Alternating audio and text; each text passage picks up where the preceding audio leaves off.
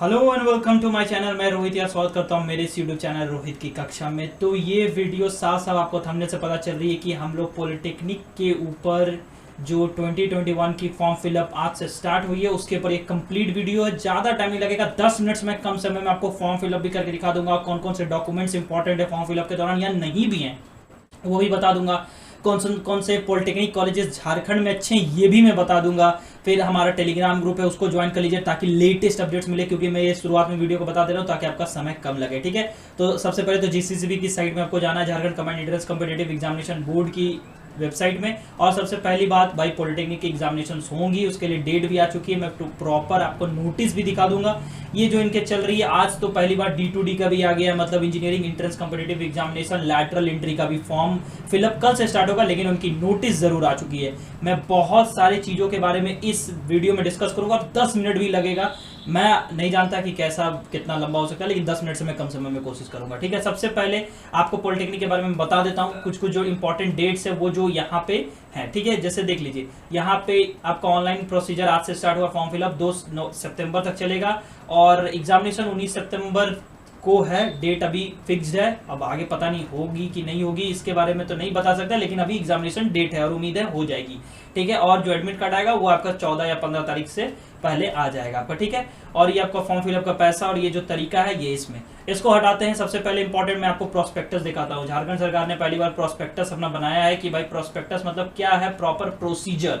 ठीक है, तो मैं प्रोसीजर पे अगर आपको जाऊं तो इसमें पूरा टोटल डिटेल्स में लिखे हुए हैं। ठीक है, कि क्या आपके एलिजिबिलिटी क्राइटेरिया होनी चाहिए, कोई डेट ऑफ बर्थ के लिए कोई एलिजिबिलिटी है कि नहीं है, क्योंकि कोई न्यूनतम या फिर अधिकतम आयु सीमा नहीं रखी गई है पॉलिटेक्निक के लिए। बस आप 10वीं पास होना अनिवार्य है बस। तो ये आपकी शारीरिक योग्यता और बाकी सब चीजें प्रमाण पत्र से रिलेटेड। अब मैं बता देता हूँ प्रमाण पत्र से रिलेटेड जो भी चीजें हैं प्रमाण पत्र से रिलेटेड उस पर मैंने पहले ही वीडियो बना दिया। रेसिडेंशियल सर्टिफिकेट और ये सब चीजों से related, EWS certificate, income certificate और जो भी BC1 या BC2 की जो सर्टिफिकेट होती है वो सारी सर्टिफिकेट से रिलेटेड एक वीडियो पहले ही बनी हुई है। आप वीडियोज के सेक्शन में जाइएगा आपको दिख जाएगा। और मैं बात कर लेता हूँ पॉलिटेक्निक कॉलेजेस के ऊपर। मैंने पिछले साल से बहुत करीबन 20 से 22 कॉलेजेस के ऊपर जो झारखंड में सिर्फ पॉलिटेक्निक कॉलेजेस है, even private, even semi government, even government colleges के ऊपर भी पहले से वीडियोस बहुत सारी बनी हुई और आगे उसमें ऐड होंगी।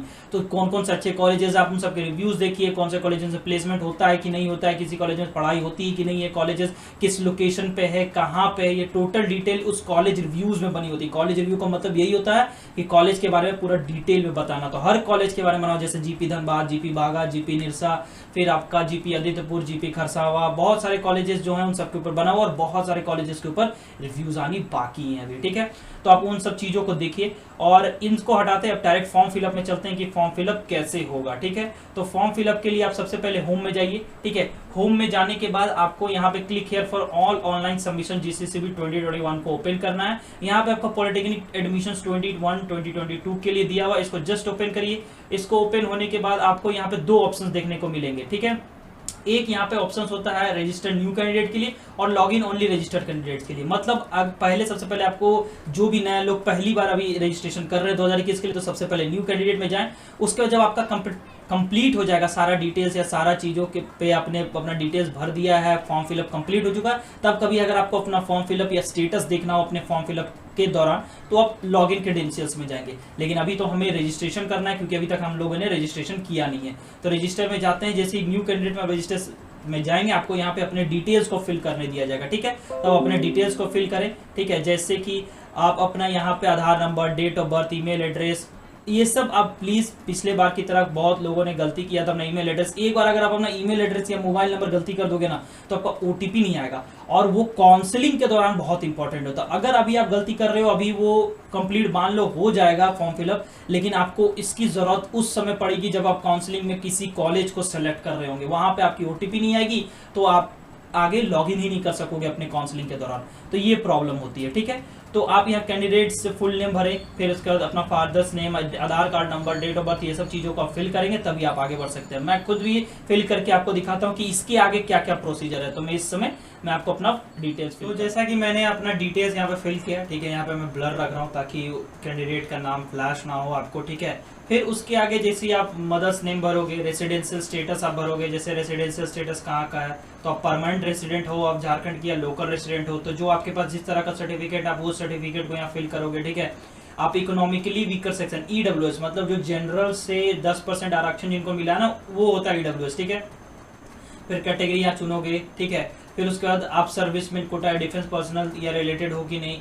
फिर अपना annual family income, person with disability means दिव्यांग कैंडिडेट होगी नहीं, ठीक है। आप एमसीक्यू कोटा से आते हो कि नहीं, मुस्लिम कम्युनिटी कोटा से आते हो कि नहीं, ये सब अपना एड्रेस भरो, बाकी परमानेंट एड्रेस भरो, ये सब अंडर यूटी कौन सा स्टेट, ये सब चीज़ों का भरो। फिर अपना एजुकेशनल डिटेल्स, मतलब 10th से रिलेटेड डिटेल्स अपना भरे, क्योंकि ये तो पॉलिटेक्निक फर्स्ट ईयर एडमिशन है, मीन्स फर्स्ट ईयर एडमिशन में बेसिकली 10th को दिया जाता है। उसके बाद डिप्लोमा लैटरल इंटरव्यू होती है, अगर कोई ITI या 12th करके आना चाहते हो डिप्लोमा सेकंड ईयर में, तो वो होती है। फिर उसके बाद बीटेक का होता है, बीटेक लैटरल इंटरव्यू होती है, बहुत सारी चीज़ें होती है। तो सब चीज़ पे काउंसलिंग मतलब वीडियोस बनाएंगे। और मैं आपको यही बताना चाहूँगा कि आप टेलीग्राम ग्रुप में अभी ऐड हो जाइए। वहाँ पे क्या है कि हमारे पास 50% ज़्यादा उस टेलीग्राम ग्रुप में डिप्लोमा ही कैंडिडेट्स वहाँ पे, मतलब सेकंड ईयर या थर्ड ईयर के, फाइनल ईयर के डिप्लोमा कैंडिडेट्स हैं।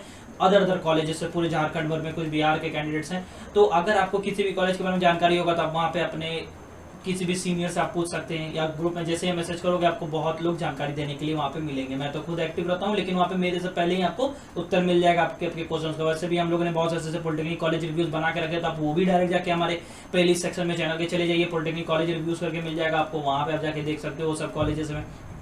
और काउंसलिंग में सोचना नहीं है, फॉर्म फिलअप आप भरो, उसके बाद जब भी काउंसलिंग एग्जामिनेशन आएंगे आपको उसमें हेल्प मिलते रहेगा। आप इसलिए तो मैं बोल रहा हूँ टेलीग्राम ग्रुप में ऐड हो जाइए, आपको वहाँ पे बहुत फायदा होगा, ठीक है।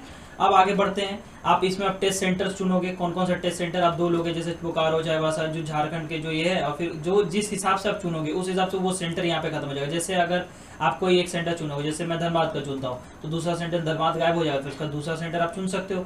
फिर तो ये कंप्लीट आप भरो अपना, उसके बाद आप आगे बढ़ेंगे, हम लोग सेव एंड कंटिन्यू करेंगे। तो फिर उसके आगे आपको देखने को मिलेगा अपलोड फोटोग्राफ, सिग्नेचर और मार्कशीट, क्या क्या अपलोड करने बोला जाता है। फिर पेमेंट मेथड पे हम लोग चलेंगे, ठीक है।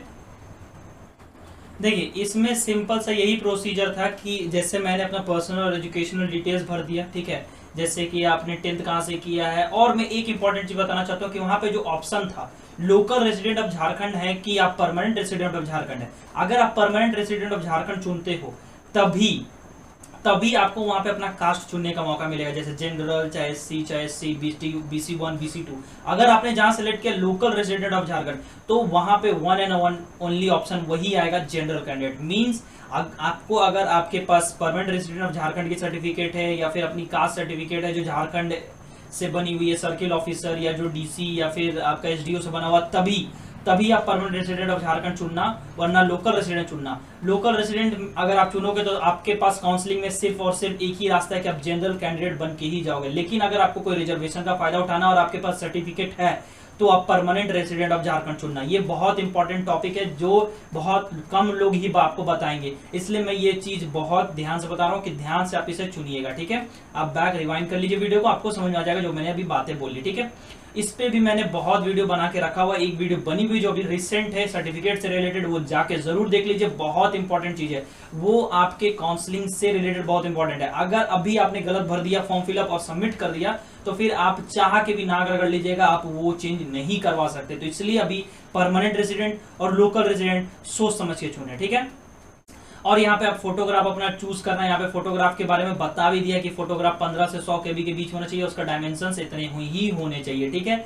फिर उसके बाद सिग्नेचर आप अपलोड करोगे इतने ही डायमेंशंस और इतने ही पिक्सल्स के हिसाब से, ठीक है। फिर आप अपना लेफ्ट थंब का इंप्रेशन, ये अपना कहीं एक व्हाइट पेपर में अपना थंब इंप्रेशन देना, और उसका भी एक फोटो खींच के उसको भी इसी डायमेंशंस के हिसाब से आप चूज फाइल करना। और बहुत लोग ऐसे होते हैं जिनको नहीं समझ आता है कि कहाँ से जाके वो इस तरह के, जैसे मान लीजिए आप जैसे बड़ा किसी भी मोबाइल से आप फोटो खींचते हो, ठीक है, किसी भी फोन से आप फोटो खींचोगे तो फोन से खींचने पे वो MB या बहुत ज्यादा KBs का बन जाता है वो फाइल, ठीक है। अब उसको कैसे इतने कम फाइल्स में लाएं, उसके लिए भी बहुत सिंपल तरीका है। आप गूगल क्रोम में जाना, गूगल क्रोम में आप सिंपल से जाके वहां पे आप बेसिकली जाके फोटो रिड्यूसर नाम का आपको एक चीज मिलेगा, आप उसको जाके ऐसे जाके जस्ट एकदम क्लिक कर देना है, आपको ये ऑप्शन खुलेगा, इससे जाना है। यहाँ पे जैसे ही ऑप्शन आएगा, यहाँ पे कोई भी आप फाइल को लाके डालिए, उसके बाद फिर जितना KB और जितना MB में रखना चाहें आप यहाँ पे इजीली रख सकते हैं। तो मैंने आपको एक छोटी सी चीज आपको यहाँ पे फ्री की बता दी, आप वो बहुत बेसिकली आप यहाँ पे जाके खुद से भी इमेजेस को अपना सेलेक्ट कर सकते हैं। फिर डॉक्यूमेंट यहाँ अपलोड करनी है, क्या अपलोड करनी है डॉक्यूमेंट, 10th क्लास की मार्कशीट, उसकी भी एक पिक्चर खींचे, उसको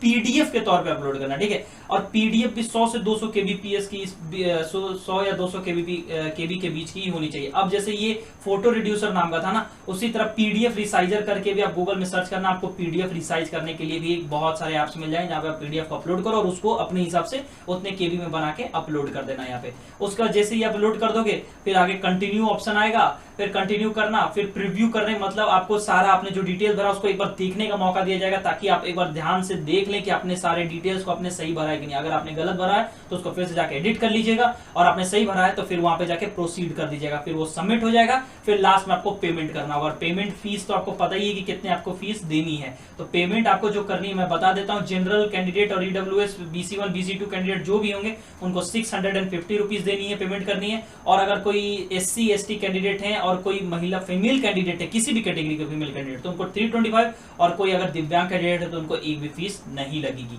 तो ये फी पेमेंट करें और आपका ये पॉलिटेक्निक का फॉर्म कंप्लीट फिल हो जाएगा। तो इस चीज को आप ध्यान रखें, बिल्कुल ध्यान से आप भरें फॉर्म फिलअप्स को, अपने डिटेल्स को ध्यान से भरें।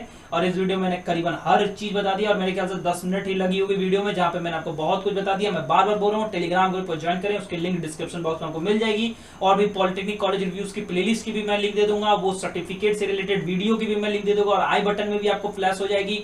और भी बहुत सारी चीजें आपको देखने को मिलेगी। आप टेलीग्राम ग्रुप में आएंगे तो आपको बहुत सारे अपडेट्स को देखने को मिलेंगे। तो मिलता हूं आपसे आगे के वीडियोस में, तब तक के लिए अपना ख्याल रखें, सेफ रहें, सुरक्षित रहें। Thank you.